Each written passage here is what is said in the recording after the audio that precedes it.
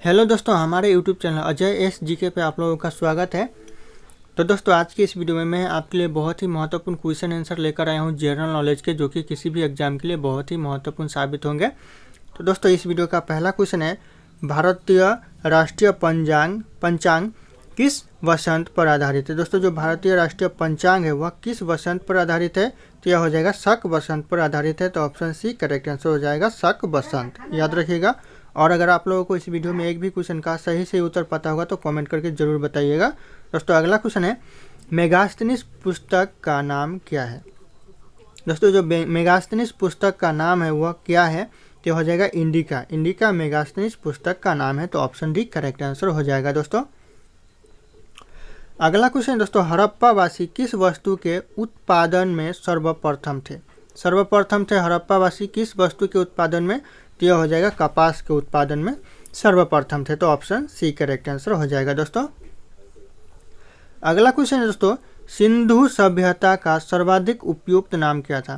दोस्तों, जो सिंधु सभ्यता का सबसे ज़्यादा उपयुक्त किया जाता था वह नाम क्या था दोस्तों, यह हो जाएगा हड़प्पा सभ्यता सर्वाधिक उपयुक्त किया जाता था। तो ऑप्शन ए करेक्ट आंसर हो जाएगा। अगला क्वेश्चन दोस्तों, भारत में खोजा गया सबसे पहले या फिर सबसे पुराना शहर कौन सा है। सबसे पुराना शहर या सबसे पहला शहर, तो यह हो जाएगा हड़प्पा शहर सबसे पुराना शहर है। तो ऑप्शन ए करेक्ट आंसर हो जाएगा। दोस्तों, और अगर आप लोग हमारे चैनल पे नए होंगे तो चैनल को सब्सक्राइब करके बेल आइकन को प्रेस कर लीजिएगा, ताकि हर वीडियो की नोटिफिकेशन आपको मिलती रहे। और इस वीडियो को एक लाइक भी कर दीजिएगा। दोस्तों, अगला क्वेश्चन है, शिवाजी के आध्यात्मिक गुरु कौन थे। आध्यात्मिक गुरु थे शिवाजी के, तो वह कौन थे दोस्तों, तो यह करेक्ट आंसर ऑप्शन ए हो जाएगा, रामदास शिवाजी के आध्यात्मिक गुरु थे। तो ऑप्शन ए करेक्ट आंसर है। अगला क्वेश्चन दोस्तों, असम का चैतन्य किसे कहा जाता है। असम का चैतन्य कहा जाता है तो किसे कहा जाता है दोस्तों, तो यह शंकर देव को असम का चैतन्य कहा जाता है। तो ऑप्शन ए करेक्ट आंसर हो जाएगा, शंकर देव। अगला क्वेश्चन दोस्तों, गुरु नानक का जन्म कहाँ हुआ था। दोस्तों, जो गुरु नानक का जन्म हुआ था वह कहाँ हुआ था, तो हो जाएगा तलवंडी में हुआ था, तलवंडी ननकाना में, याद रखिएगा, Talwandi Nankana. Option A correct हो जाएगा। अगला क्वेश्चन दोस्तों, स्वतंत्र भारत में राज्यसभा के प्रथम सभापति कौन थे। दोस्तों, जो भारत को स्वतंत्र मिला उसके बाद प्रथम राज्यसभा के प्रथम सभापति थे वह कौन थे, तो हो जाएगा डॉक्टर एस राधाकृष्णन प्रथम सभापति थे स्वतंत्र भारत के। तो ऑप्शन बी करेक्ट आंसर हो जाएगा। इंपॉर्टेंट क्वेश्चन बन सकता है दोस्तों ये। अगला क्वेश्चन दोस्तों, लोकसभा सदस्य अपना त्याग पत्र किसको देते हैं। दोस्तों, जो लोकसभा के सदस्य होते हैं वह अपना त्याग पत्र किसे देते हैं, तो याद रखिएगा, लोकसभा के अध्यक्ष को देते हैं। तो ऑप्शन सी लोकसभा के अध्यक्ष को अपना त्याग पत्र देते हैं लोकसभा सदस्य अपना, याद रखिएगा आप लोग। अगला क्वेश्चन दोस्तों, निम्नलिखित में से पॉपुलर चैम्बर किसे कहा जाता है। दोस्तों, जो पॉपुलर चैम्बर कहा जाता है वह किसे कहा जाता है, तो यह लोकसभा को पॉपुलर चैम्बर कहा जाता है। तो option D Lok Sabha correct answer हो जाएगा। दोस्तों, अगला क्वेश्चन दोस्तों, लगातार दूसरी बार प्रधानमंत्री पद पर आसीन होने वाले व्यक्ति कौन थे। दोस्तों, जो लगातार दूसरे बार प्रधानमंत्री बने वह कौन से व्यक्ति थे, तो याद रखिएगा, यह ऑप्शन ए हो जाएगा, जवाहरलाल नेहरू, जो कि दूसरी बार प्रधानमंत्री पद पे बने थे। ऑप्शन बी हो जाएगा, इंदिरा गांधी, जो कि दूसरी बार ये भी प्रधानमंत्री की पद पर बने थे। अगला है, दूसरा है सी है, ए भी अटल बिहारी वाजपेयी, ये भी दूसरी बार प्रधानमंत्री पद पे रहे थे। तो याद रखिएगा, ऑप्शन ए, बी और सी तीनों के तीनों करेक्ट हो जाएंगे, इसीलिए ऑप्शन डी इनमें से सभी करेक्ट है। अगला क्वेश्चन दोस्तों, राष्ट्रीय आपदा प्रबंधन प्राधिकरण के अध्यक्ष कौन है। दोस्तों, जो राष्ट्रीय आपदा प्रबंधन प्राधिकरण के जो अध्यक्ष है वह कौन है, तो याद रखिएगा, यह ऑप्शन ए हो जाएगा, प्रधानमंत्री है वर्तमान में। तो ऑप्शन ए करेक्ट आंसर हो जाएगा। अगला क्वेश्चन दोस्तों, वर्ष 1975 से लेकर 1977 के बीच आपातकाल के दौरान भारत के प्रधानमंत्री कौन थे। दोस्तों, जब इमरजेंसी लागू हुई थी 1975 से 77 के बीच में, तब भारत के प्रधानमंत्री कौन थे, तब भारत के प्रधानमंत्री इंदिरा गांधी थी। तो ऑप्शन डी करेक्ट आंसर हो जाएगा, इंदिरा गांधी, याद रखिएगा आप लोग। अगला क्वेश्चन दोस्तों, कौन व्यक्ति मंत्री परिषद का सदस्य हो सकता है। कौन व्यक्ति दोस्तों मंत्री परिषद का सदस्य हो सकता है, तो हो जाएगा ऑप्शन सी, सांसद का सदस्य मंत्री परिषद का सदस्य हो सकता है। तो ऑप्शन सी करेक्ट आंसर हो जाएगा। अगला क्वेश्चन दोस्तों, भारतीय संविधान में निम्नलिखित में से किस पद का उल्लेख नहीं किया है यहाँ पे दोस्तों याद रखिएगा, किस पद का उल्लेख नहीं किया है, तो यह हो जाएगा उप प्रधानमंत्री पद का उल्लेख नहीं किया है भारतीय संविधान में। याद रखिएगा, ऑप्शन बी करेक्ट आंसर हो जाएगा।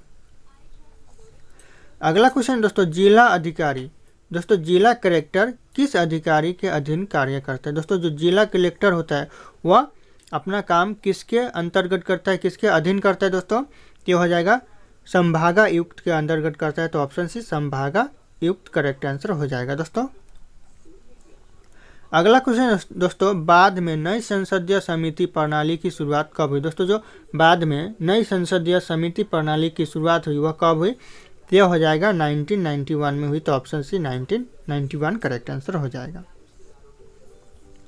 अगला क्वेश्चन दोस्तों, लोक लेखा समिति में कितने अध्यक्ष होते हैं? दोस्तों जो लोक लेखा समिति में जो अध्यक्ष होते हैं वह कितने अध्यक्ष होते हैं?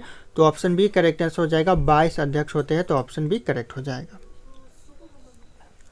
अगला क्वेश्चन दोस्तों, निम्नलिखित में से कौन सी एक सबसे बड़ी संसदीय समिति है? इन ऑप्शन में से कौन सी एक सबसे बड़ी संसदीय समिति है?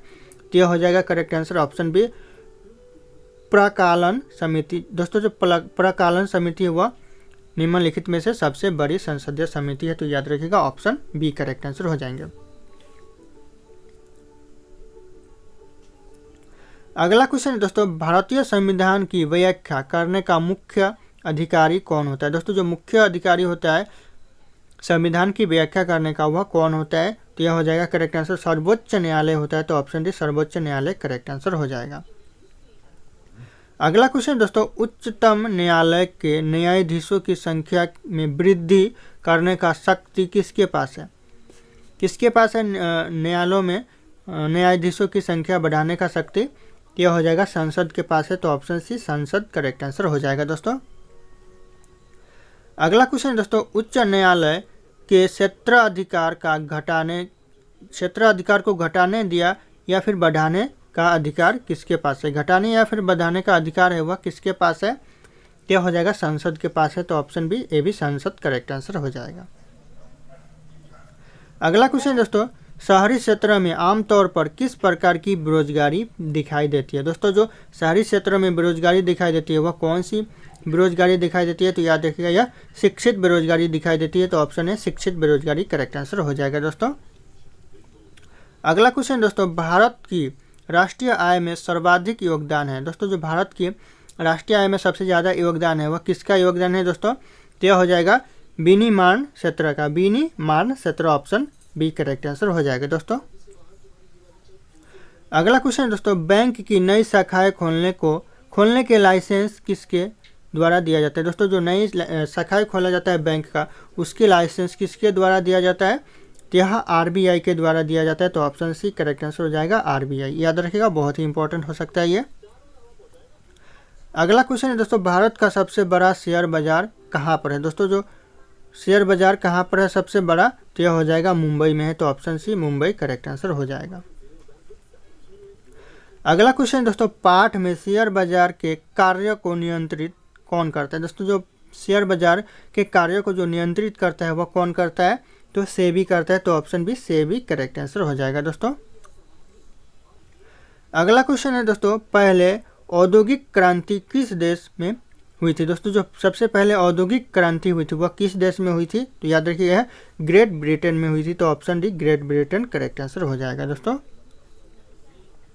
अगला क्वेश्चन दोस्तों, रिलायंस इंडस्ट्रीज की स्थापना करने वाले कौन है? दोस्तों जो रिलायंस इंडस्ट्रीज की स्थापना करने वाले वह कौन है? तो हो जाएगा धीरू भाई अंबानी रिलायंस इंडस्ट्रीज की स्थापना करने वाले हैं, तो ऑप्शन डी करेक्ट आंसर हो जाएगा दोस्तों। अगला क्वेश्चन दोस्तों, पीला गुलाब कहाँ पाया जाता है? इंपॉर्टेंट है, पीला गुलाब कहाँ पाया जाता है? तो यह पीला गुलाब भारत में पाया जाता है, तो option C Bharat correct answer हो जाएगा। अगला क्वेश्चन है, किस देश में बिल्ली की पूजा होती है? किस देश में बिल्ली की पूजा होती है दोस्तों? आपका ऑप्शन है भारत, नेपाल, इजिप्ट, अमेरिका। इन ऑप्शन में से आप लोगों को कमेंट करना है सही ऑप्शन चुनकर। फिर मिलते हैं अगले वीडियो में दोस्तों।